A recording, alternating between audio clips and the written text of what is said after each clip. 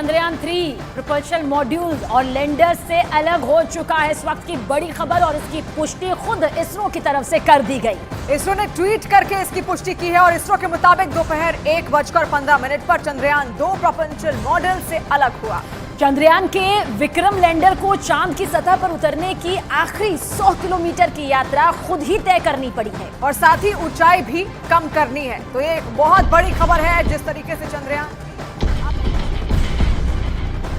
भारत का तीसरा moon mission Chandrayaan 3 एक और अहम पड़ाव को पार करके आगे बढ़ गया है।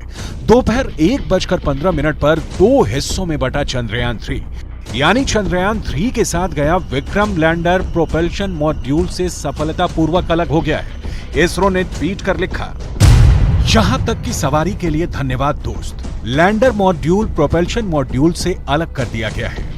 लैंडर तो जैसे आप सब जानते हैं कि 23 तारीख को धरती पर अपने पांव रखेगा और वहां फिर काम करना शुरू होगा। उसके इर्द नवा भी वो कुछ एक प्रयोग एक्सपेरिमेंट करेगा। लेकिन जो प्रोपल्शन मॉड्यूल जो पीछे रह गया है, ये कई महीनों तक इसी प्रकार ब्रह्मांड में घूमता रहेगा और अन्य चित्र और अन्य जानकारी भी उपलब्ध करवाता रहेगा। चंद्रयान 3 के द्वारा भी जो हमें इनपुट्स उपलब्ध होंगे वो न केवल भारत के लिए बल्कि विश्व भर के वैज्ञानिकों के लिए महत्वपूर्ण रहने वाले। इसके अतिरिक्त पृथ्वी को लेकर के भी कुछ एक प्रयोग वहाँ रहेंगे। जो स्पेक्ट्रोस्कोपी उनकी अलग से है कि पृथ्वी के वातावरण कैसा है, उसकी रचना कैसी है, आने वाले समय में उसमें क्या बदलाव आ सकता है, इत्यादि इत्यादि।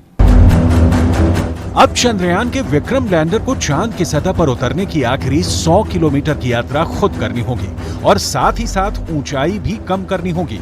अब 18 और 20 अगस्त को होने वाले डी ऑर्बिटिंग के जरिए विक्रम लैंडर को 30 किलोमीटर वाले पेरिल्यून और 100 किलोमीटर वाले एपोल्यून ऑर्बिट में डाला जाएगा। उसे अपने इंजनों यानी थ्रस्टर्स का इस्तेमाल करके अपनी गति को धीमा करना होगा। एक एक स्टेप अब आगे जो है वो बहुत ही ज़्यादा इम्पोर्टेंस रखेगा। हर दिन जो है इम्पोर्टेंस रखेगा। 23 तारीख का दिन जो है वो निर्धारित किया गया है इसरो ने, जब हम सॉफ्ट लैंडिंग करेंगे चंद्रमा के साउथ पोल पे। तो जैसे आपने कहा कि प्रोपल्शन मॉड्यूल से विक्रम लैंडर जो है वो अलग हो गया है। यहाँ पर हमने मॉडल के माध्यम से इसको समझाने का प्रयास किया है। ये हमारा प्रोपल्शन मॉड्यूल है। प्रोपल्शन मॉड्यूल जो है विक्रम लैंडर को जो है कैरी कर चंद्रमा के आखिरी कक्षा तक लेकर आया है। अब आगे का जो सफ़र है, आखिरी 100 किलोमीटर का कुछ दायरा है जो वो हमारा विक्रम लैंडर तय करेगा। और अब ये 5 से 6 दिन का जो समय है, इसमें अपनी स्पीड को कम करना, अपने आप को सीधा करना, क्योंकि अभी तक ये ट्रैवल कर रहा था स्पेस पे। तो अब ये जगह की पुष्टि करना कि जो जगह निर्धारित करी है इसरो ने, जो जहाँ पर लैंड करना है, कि वहाँ पर कोई लास्ट मिनट कोई प्रॉब्लम नहीं है। उन सभी बातों को, उन सभी पहलुओं को अच्छे से गौर कर 23 तारीख को 5:47 पर सॉफ्ट लैंडिंग का प्रयास होगा।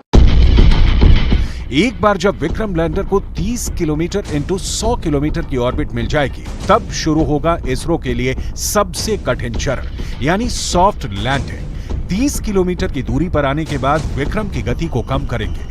चंद्रयान 3 को धीमे धीमे चांद की सतह पर उतारा जाएगा। चंद्रयान 3 चांद से जुड़े उन तमाम रहस्यों से पर्दा उठाएगा जिनसे अब तक दुनिया अनजान है, क्योंकि चांद की आधी सतह चमकती हुई है। मतलब जहां तक रोशनी पहुंचती है तो आधी सतह घुप अंधेरे में डूबी है। चंद्रयान 3 का लैंडर मिशन चंद्रयान 2 की क्रैश साइट से 100 किलोमीटर दूर उतरेगा। चांद के इस हिस्से में सूर्य की किरणें तिरछी पड़ती हैं। तापमान बेहद कम होता है। तापमान -180 डिग्री सेल्सियस तक पहुंच जाता है, लिहाजा पानी मिलने की संभावना कहीं ज्यादा है। यानी इसरो की कोशिश चांद को लेकर अब तक हुई खोज से कहीं आगे बड़ी लकीर खींचने की है। The important thing is, final thing is softly and securely landing on the moon. For that, lander has to separate from the propulsion module. So as of now, all the modules of propulsion system has made its functionalities, and it has done its job. Now Vikram has to take its own course of action. अब Chandrayaan 3 D boost phase यानी जिस दिशा में जा रहा है उसमें गति को कम करना शुरू करेगा। इसके बाद प्री लैंडिंग फेज यानी लैंडिंग से ठीक पहले की स्थिति होगी।